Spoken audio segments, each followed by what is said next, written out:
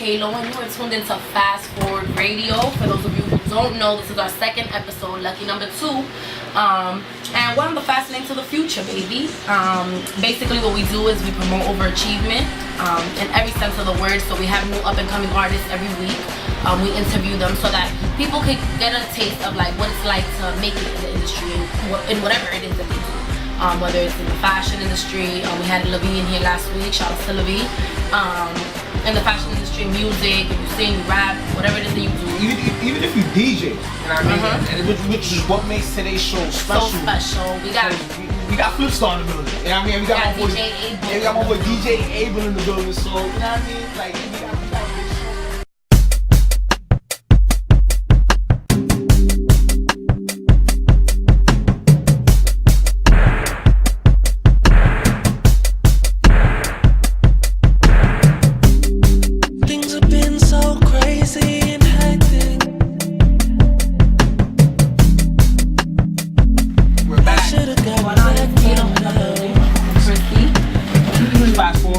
You already? And we have 2 very special guests with us here today. So why don't you introduce yourselves, gentlemen? My name is DJ Flipstar. I represent Old Pro, shit from Uptown, New York. I'm 21. How old are you? 21. Oh yeah, sorry. Got it. DJ Abel, from Queens, New York City. I'm 22. Okay, so the first question we have for you today, however, basically, what got you into it? Like, what made you decide, like, yo, you know Straight what? when I used to go to house parties, there's a guy named DJ Danny S. He's locked up right now. Free Danny S. I'm straight from Uptown. He had Uptown under control. Talking about team bashes, house parties, any type of party that name used to ring. I used to go over. So it was like, I'm trying to be like Danny S when I grow up. You could say, or even better, no disrespect. Okay. And then, I mean, that's how you gotta be. and then me, I was a party guy. I used to dance with girls all the time. So I used to go to the parties, used to listen to all the DJs, used to see them rock the club or whatever.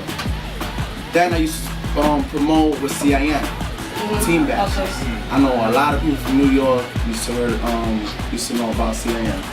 CIN Productions, Yeah. Jimmy's. Yeah. Yeah, I remember. The new sofa. After that, they named me one of the top promoters. Why? Selling tickets. So you started off as a promoter before? You could say that, yeah. While I was DJing on the sidewalk, house parties, nobody used to know me. But people used to know me as, the guy that used to sell a lot of tickets or whatever. Parties. Yeah. It was cool. That's cool. So step by step, I started opening up for CIN, for Precise. DJ Precise is out here. And then look where I'm at right now. Cool. It's cool. Abel? Actually, my father was a DJ back in the day. Oh yeah? He was a disco DJ. Yeah. So him and my uncle, they used to do like all the party and carry the crates and go see nothing. And then, So you started with that? well, I used to have records and turntables and I used to destroy them. Because I put my hand in fact, those were belt driven, so you used to burn them out. So I used to destroy them in the crib. And, so mean. And then, like 91, like 3, I seen them juice. And juice, there's a scene where you go in the bedroom and start scratching. And I was like, yo, that's it right there. Who do you think is the biggest competition? I mean, I think everybody's my competition. We want against everybody. Some sunshine up here? No, I'm just kidding. Because we get money different ways. I mean, you know, I might be bigger, he might be bigger than me in the uptown spot, but I'm bigger than him in the college scene. Okay. Or I might do like me, my biggest thing is that I DJ for Nike. I'm one of the Nike DJs. So a lot of people walk into Nike and they'll see you and they'll go, But how is that different from like the club scene? absolutely different. You're talking corporate America. Wow. So it's not like you walking in there and you have to play top 40, you gotta play a particular way. And you're talking about consumers, people that are shopping, so you gotta keep people entertained. That's all based off a formula where people are shopping and they hear music and they want to spend more money. So everybody walks in and they see you, they go, yo, what's your name? You know, and you have a lot of DJs walking to Nike's on 57th Street. The other day Neil Armstrong walked in, there's Jay-Z's DJ. And he came into your home, you rock. I said, oh snap, you Neil Armstrong. Cause I'm a Neil fan. He was mad. I'm like, yo. When he told you that, how'd you feel? Like he walked by and I was like, yeah, I look like Neil Armstrong. Because the thing is, nobody really know him because he's like a quiet to himself dude. And he came up to me and said, "Yo, homie, you rock, and you do anything." And I was like, "Yo, Armstrong." But then some people, it's a different form. Doing corporate gigs is completely different than anything else. But it's good. It makes it And versatile. the money is. Yeah, as long as you're versatile, the money's there. Yeah. So like I gotta play dubstep, I gotta play hip hop. Some people don't even know what dubstep is. I didn't know what dubstep was until they were like, "Yo, you got dub," you know what I'm saying? Or it's like you gotta play like hot shit. People don't know who hot shit is. That's not our music. You wanna enlighten us a little bit? That play Coachella. Coachella's a big concert in like LA, I think they do. And these are a whole bunch of bands. Like it's not hip hop, it's bands that play these. We're talking 1 million people. It's like a field. But it's stuff that we don't necessarily listen to. So you're talking a whole different form of people. Like now I'm working on breaking into more of that club. Like I do a lot of clubs in Queens. I work with a lot of promoters in Queens. With the city stuff, there are a few people that I work with. And now, I'm gonna start kind of breaking into that mode. But everybody's different. You know what I'm saying? So it's like that's his scene. So I'm trying to get in. So now it's like, yo, step off. Like you're trying to. So everybody has competition, I think, with everybody. I don't think that means that we don't like each other. I mean, I can Flip a pound. I like Word. Word is cool. I see Word all the time. Word does A-list also. Okay.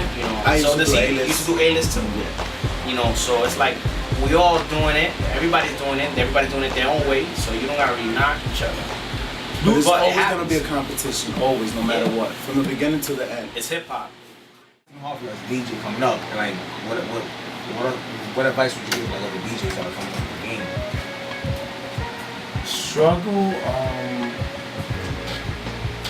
Nowadays, you have to act like you're a promoter.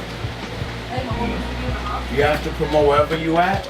You have to promote 10 times more than the promoters, because then they won't book you.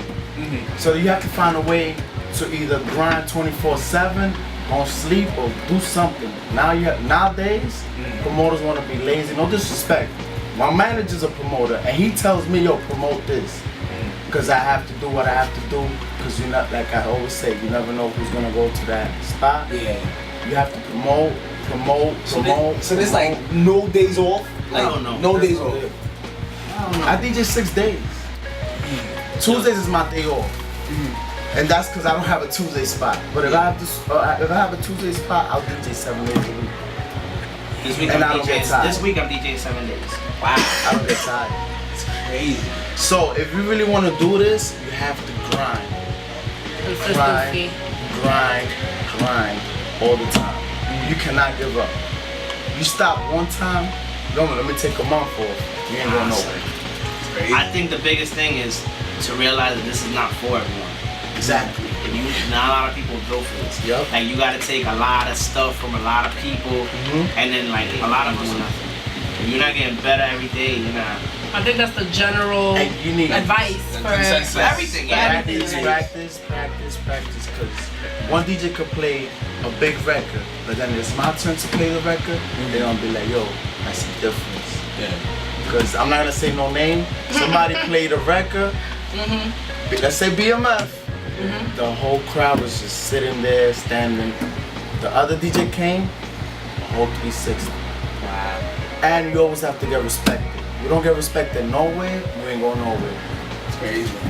On Black Period, you have to get respected by everybody. I hear that. Everybody.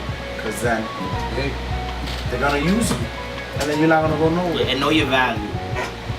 So like everybody wants to, you gotta promote now, right? But know that you gotta charge in accordance with what you're worth and what you feel you're worth. Because there was a lot of times where I'd be like, I want this, and promoter would be like, yo, you bugging, dog. Like, I'm not gonna give you that. But you can't degrade yourself, because if you do it once, then it reoccurs over and over. So you gotta stick to it, because then you become that dude that, oh, you gonna take $100 less? Alright, hold on, let me call this person and cancel on them.